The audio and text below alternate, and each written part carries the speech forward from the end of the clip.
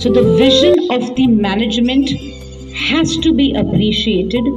Without their support, without their vision, without their benevolence, the extra support of our didis, bhaiyas, teachers and myself being round the clock busy to make sure that our school also makes a mark in sports just like academics.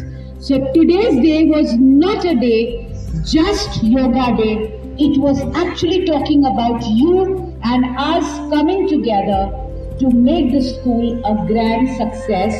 As we always say, engage hearts, empower minds and enlighten future. Of course, that's what we want. God bless you all.